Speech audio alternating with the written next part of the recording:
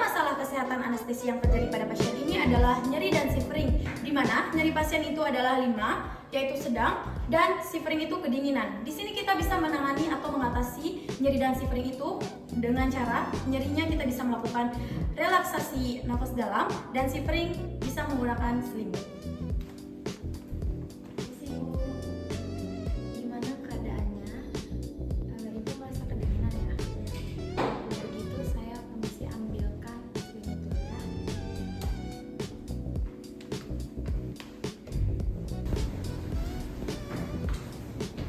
Ya, saya pakai selimut.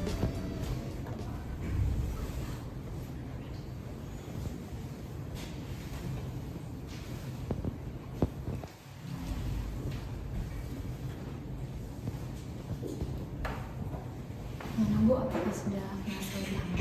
Sudah. Baik, jika seperti itu saya permisi dulu. Terima kasih. Mari.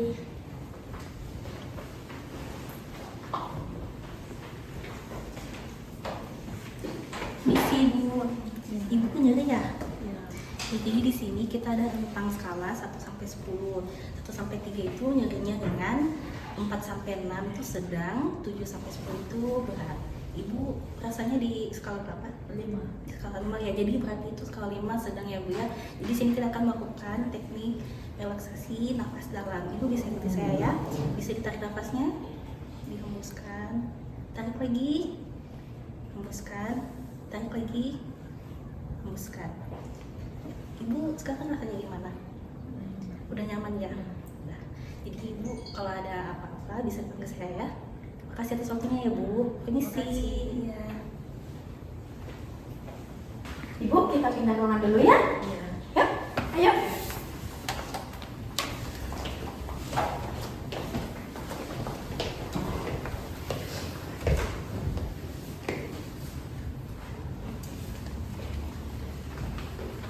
Selamat siang. Perkenalkan saya dan Nathanieli yang akan melakukan operan pada siang hari ini. Kalau boleh tahu dengan perawat siapa? Sebelumnya perkenalkan saya dengan perawat Dia Dari ruangan. dari ruangan privas. Oke. Jadi di sini ada pasien pos SC. Saya akan menjelaskan terkait situasinya. Di sini pasien TTV-nya yang abnormal itu hanya tekanan darah masih 140/90, yang lainnya normal. Kemudian backgroundnya ini pasien pos SC dengan anestesi regional SAB. Riwayat obat anestesi yang digunakan ada morfin, bupivakain, lidokain, ondansetron, sama oksitoksin. Untuk asesmennya, pasien tadi mengalami nyeri dan shivering tapi sudah ditangani. Kemudian untuk rekomendasi berikutnya, TTV-nya terus dimonitor dan nyerinya karena akan timbul lagi kemungkinan besar. Kemudian untuk jika mual muntah bisa diberikan antibiotik dan bisa langsung dikonsultasikan ke dokter. Itu saja. Ada yang mau ditanyakan? Tidak, sudah. Oke, saya minta tanda tangannya untuk tanda serah terima di sini.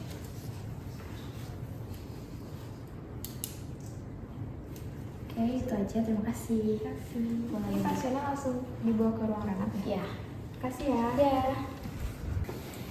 Keluarga dari Ibu Gita. Iya. Bapak suaminya ya? Iya. Jadi nanti di rumah kalau seumpamanya ibunya ngerasa nyeri, Bapak bisa ajarkan teknik nafas dalam. Bapak bisa ajarkan dengan cara menghirup udara, ditahan lalu dihembuskan secara perlahan selama 3 kali. Baik. Apa ada yang ingin ditanyakan lagi? Enggak ada. Terima kasih ya Pak. Makasih ya. Nah, bagian dari kolaborasi perawat dan penata anestesi adalah S-bar, yang dimana S-nya adalah situation atau kondisi pasien. Setelah itu ada B, yaitu background, latar belakang, dimana di sini kita menambahkan tanda-tanda vital dan obat yang telah digunakan pada ruangan operasi. Setelah itu ada A, assessment atau penilaian, yang dimana di sini ketika pasien mengalami gangguan sirkulasi. Setelah itu ada R, yaitu recommendation atau rekomendasi, yang dimana di sini kita merekomendasi tindakan yang akan dilanjutkan oleh perawat dan tidak lupa juga menambahkan nama dokter penanggung jawab yang telah melakukan tindakan anestesi. Hai, selamat pagi. Perkenalkan saya Bidan Putri dan ini pendamping saya Anusi. Nah, kami akan melakukan tindakan trias nifas pada ibu dan akan mengedukasikan tanda-tanda bahaya pada masa nifas pada ibu. Halo, selamat pagi Ibu. Pagi. Perkenalkan dengan saya Bidan Alis pada pagi hari ini untuk melakukan pemeriksaan postpartum ST kepada Ibu. Baik Ibu, apakah Ibu bersedia Ibu? Bersedia. Baik, sebelum saya akan melakukan pemeriksaan, mohon izin saya untuk mencuci tangan terlebih dahulu dulu ya. Permisi ya Bu ya.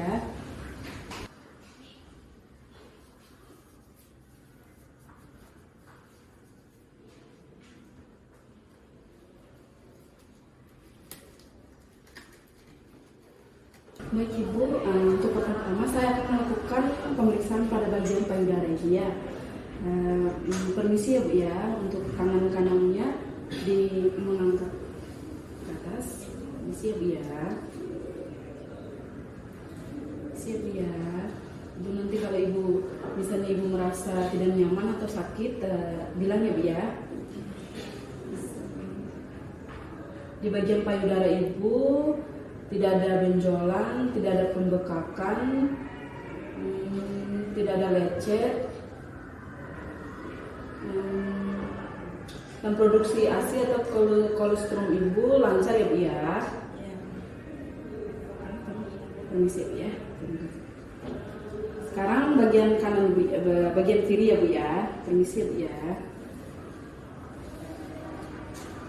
Di payudara bagian kiri Ibu tidak ada pembekakan, tidak ada benjolan, tidak ada lecet, dan produksi ASI atau kolostrum Ibu lancar ya Bu ya.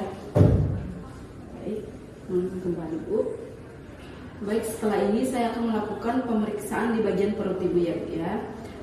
Sebelumnya mohon izin untuk mengangkat sedikit bajunya Bu ya. Siap Bu ya. Baik, di sini TFU yang saya dapat itu sepusat. Baik, di bagian luka ibu tidak ada keluaran darah, tidak ada infeksi ya Bu ya. Ibu diusahakan di bagian luka ibu jangan lembab, dan misalnya nanti ibu merasa sakit atau nyeri yang hebat, langsung ke nurse station ya Bu ya. Selanjutnya Ibu, mohon izin saya akan melakukan pemeriksaan di bagian vagina Ibu ya. Baik, mohon izin Ibu untuk kakinya ditekuk ya Bu ya. Ya, permisi ya. Ibu nanti misalnya Ibu agak merasa tidak nyaman sedikit ya Bu ya. Permisi ya Bu ya, saya akan melepaskan CD Ibu terlebih dahulu ya Bu ya. Permisi ya Bu ya. Di bagian vagina ibu mengeluarkan darah berwarna merah kehitaman, jenis lokea yaitu lokea rubra. Ibu jenis lokea rubra itu akan keluar selama 1-3 hari. Baik Ibu, setelah itu izin untuk saya membersihkan bagian vagina Ibu ya Bu ya. Isi ya Bu ya, kita akan membersihkan di bagian labia mayor kanan, labia minor mayor kiri, labia minor kanan, labia minor kiri, testibonum sampai perineum. Sebelum memakai kembali celana dalam ibu, kita memakaikan pembalut terlebih dahulu. Misi ya Bu ya, saya memakai kembali celana dalam.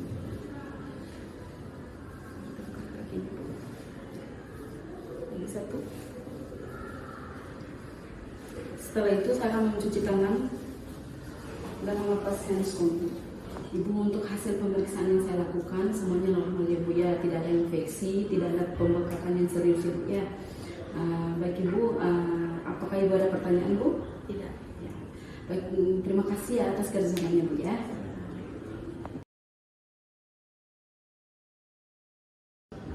Selamat pagi Ibu. Gimana tadi hasil pemeriksaannya itu gimana Ibu? Normal kan ya? Normal. Gimana, ada keluhan Ibu? Tidak. Tidak ya. Oke, tadi dari hasil pemeriksaannya itu normal semua Ibu ya. Di sini saya akan menganjurkan Ibu untuk sering-sering miring kanan atau miring kiri Ibu untuk mencegah dekubitus atau luka pada bagian pinggul Ibu. Nah, itu juga untuk bisa membantu melancarkan siklus darah atau sirkulasi darah, membantu fungsi usus dan melatih otot pasif Ibu. Itu biasanya tuh dilakukan 2-6 jam setelah persalinan Ibu. Saya juga menganjurkan Ibu untuk diet rendah garam dan tinggi protein. Ini Ibu, untuk bayinya juga ini saya menganjurkan Ibu supaya memberikan ASI murni eksklusif Ibu ya, yaitu mulai dari bayinya umur 0 bulan sampai 6 bulan. Tanpa ada makanan dan minuman tambahan kecuali obat atau vitamin, itu pun yang sudah diresepkan oleh tenaga kesehatan. Saya akan memberikan Ibu teknik-teknik atau langkah dalam menyusui yang benar Ibu. Pertama, posisi Ibu harus nyaman. Ibu mau tiduran atau duduk sambil menyusui, itu yang penting Ibu harus rileks. Sekarang Ibu rileks? Oke. Nah, dan yang kedua itu gunakan bantal untuk menopang bayi dan lengan biar nanti tidak terasa capek Ibu. Nah, dan posisi bayi yang tepat. Nah, bayi itu harus menghadap ke Ibu kalau mau menyusui. Permisi ya, ke Ibu. Setelah itu perut bayi dan perut Ibu itu harus bersentuhan. Perut Ibu dan perut bayi bersentuhan. Setelah itu kepala bayi dan badan bayi itu harus satu garis yang lurus segini Ibu. Nah, setelah itu hidung bayi sejajar dengan punting susu Ibu. Oke. Nah, setelah itu sentuhkan puting Ibu ke mulut bayi agar mulut bayi terbuka. Jika sudah terbuka, masukkan punting Ibu atau sebagian areola bagian gelap itu ke mulut bayi. Setelah itu dagu bayi menempel ke payudara Ibu supaya bibir bawah bayi itu terbuka, dan fungsinya itu juga biar pada saat bayi menyusui Ibu tidak merasakan nyeri. Dan untuk durasi menyusuinya itu tidak ada Ibu ya. Nanti kalau bayinya kenyang, bayinya akan lepas sendiri Ibu. Dan kalau bisa dan harus sih Ibu ya, bayi itu susui dengan berganti-ganti bagian payudaranya Ibu, kiri dan kanan. Setelah itu untuk bayinya Ibu bisa berikan susu itu atau ASI 8-12 kali dalam 24 jam, malam hari juga Ibu ya.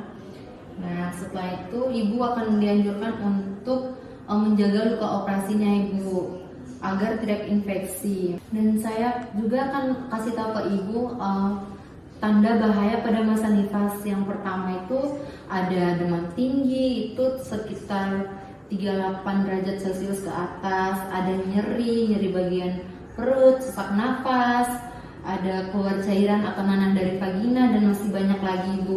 Jika Ibu sudah merasakan salah satu aja dari bahaya yang saya jelaskan tadi, atau ada yang terasa aneh dalam bagian tubuh Ibu bisa langsung ke nurse station Ibu ya. Apakah sudah jelas? Sudah. Oke Ibu, apakah ada pertanyaan lagi? Tidak. Jika tidak, saya permisi Ibu ya. Terima kasih. Ibu, ini hasil pemeriksaan yang saya sudah lakukan terhadap pasien. Untuk pemeriksaannya normal semua, dan untuk edukasinya Ibu paham semua terhadap penjelasan apa yang bidan udah mengedukasikan kepada Ibu. Terima kasih. Selamat siang Ibu.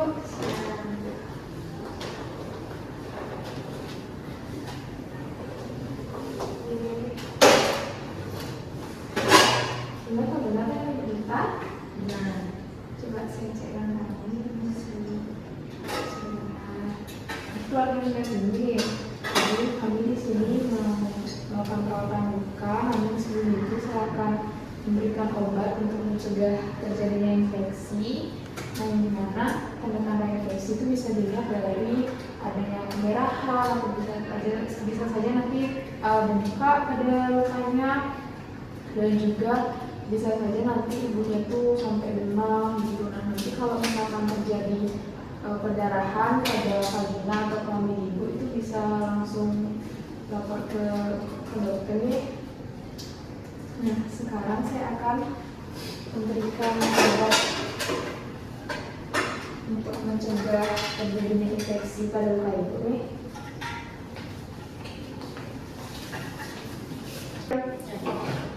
Ibu, karena saya sudah memasukkan obat tadi untuk mencegah infeksi, sekarang saya dan saya akan melakukan perawatan luka dan membutuhkan waktu sekitar kurang lebih 15 menit. Apakah ibu bersedia? Bersedia. Jika bersedia, sebelumnya apakah ada yang ingin ditanyakan? Tidak. Apakah senang ibu ingin berbalik terlebih dahulu? Tidak. Baik, saya izin untuk mempersiapkan alatnya terlebih dahulu ya. Baik Ibu, saya akan mulai untuk melakukan perawatan luka ya Bu. Nanti kalau Ibu merasa kurang nyaman atau nyeri bisa sampaikan ke saya ya Bu. Saya mulai ya.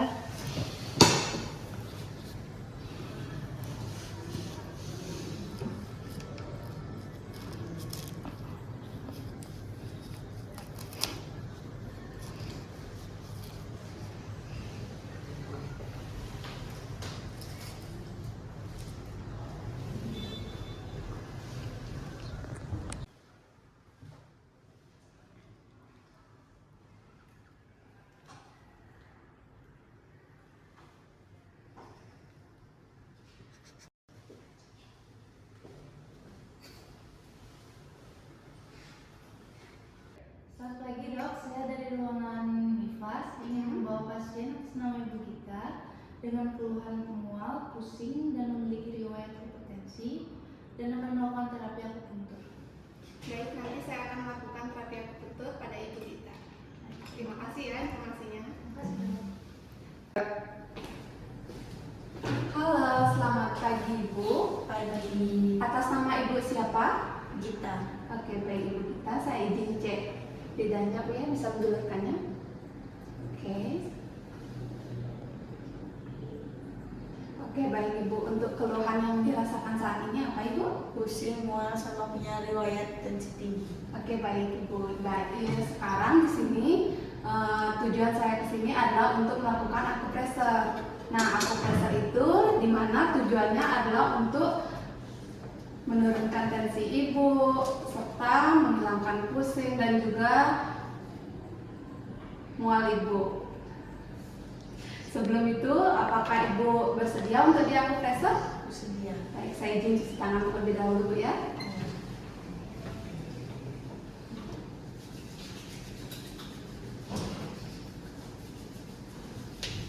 Nah, baik Ibu, di sini jika Ibu bersedia, di sini saya akan melakukan akupressor dengan 4 titik. Nah, di mana nanti titiknya itu berada di tangan dan di kaki.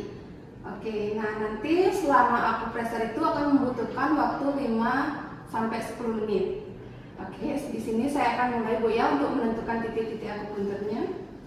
Oke, yang pertama itu ada di tangan. Nah, untuk ibunya bisa nanti praktekannya ya Bu ya. Oke, di sini itu ada 3 jari dari pergelangan tangan.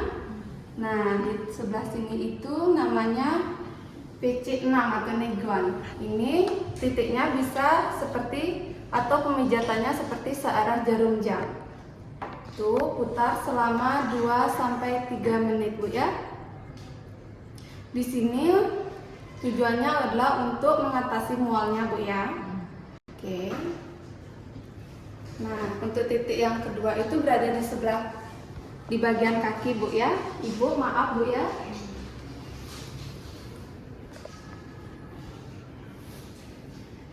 Oke. Ibu bisa langsung praktekannya di sini ya Bu ya. Nah, saya contohin Bu ya.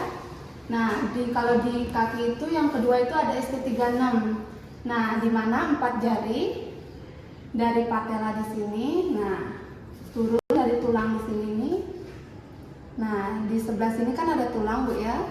Nah, geser ke samping. Nah, tengah-tengah sini itu namanya ST36 Bu ya. Coba ukur dulu Bu. Nah, Sini kan ada tulangnya Bu ya. Tarik ke samping Bu. Di situ lakukan pemijatan selama 2-3 menit seperti searah jarum jam. Ya, dipijat sampai ibunya merasakan. Apakah ibunya merasakan? Seperti nyeri atau ngilu? Ngilu ya. Baik, titik akupresur yang ketiga itu ada SP6, itu saninjau. Itu 4 jari dari tulang yang menonjol di sini Bu ya. Nah, tarik garis lurus. Nah, di sini itu namanya SP6. Itu sama juga lakukan pemijatan seperti searah jarum jam selama 2-3 menit Bu ya. Oke. Nah, untuk yang keempat itu ada liver 3 yaitu taichung. Nah, di tengah-tengah sini di antara ibu jari kaki dan jari telunjuk. Nah, tengah-tengah sini Bu ya. Sama lakukan pemijatan seperti searah jarum jam. Oke. Baik Ibu, tadi saya sudah melakukan akupresur, gimana perasaannya? Oke, nah jadi besok Ibu bisa praktekannya juga di rumah dan Ibu juga bisa membantunya Bu ya. Nah, untuk akupresur hari ini udah selesai. Apakah Ibu ada pertanyaan? Tidak. Baik, saya permisi kalau ada pertanyaan. Terima kasih ya Bu. Terima kasih. Selamat pagi Sus. Baik, tadi saya sudah melakukan terapi akupresur kepada pasien ibu kita. Tadi sudah ada bibitnya yang sudah mempraktekannya langsung dan sudah mengerti cara-caranya. Untuk itu terapi akupresur sudah selesai. Baik, terima kasih dok. Saya akan membawa pasien kembali ke ruangan. Baik, terima kasih ya Sus. Terima kasih. Selamat pagi. Saya dari perawat dari ruang nifas ingin mengambil obat untuk pasien atas nama ibu kita. Dan ini resep dari dokter dengan riwayat kehamilan program ringan dan keluhan pusing, mual, sesek serta memiliki riwayat Saya cek dulu resepnya ya. Ini ada 5 macam obat. Sebentar saya ambilkan dulu.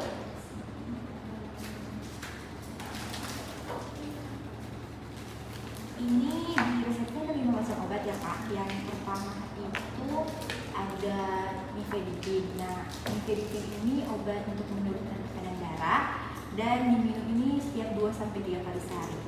Kemudian ada ondansetron, ini diberikan secara intravena dan diberikan setiap 8 jam kalau masih merasa mual. Ketiga, ini ada paracetamol. Ini diberikan setiap 6-8 jam bila masih merasa nyeri. Yang keempat, ini ada antibiotik. Nah, antibiotik ceftriaxone untuk pasien digunakan ini sekali sehari. Jadi diberikan 1 kali aja. Dan ini yang terakhir ada suplemen tambahan dan ini hanya diminum setelah makan sekali. Terima kasih. apakah aman untuk ibu menyusui? Obat-obat ini aman ibu menyusui, tapi tetap dipantau setiap 8 jam untuk tekanan darahnya. Nah, beserta kayak kalau keluhan, nah kalau misalnya ada seperti mual, muntah atau jantung berdebar, itu segera melaporkan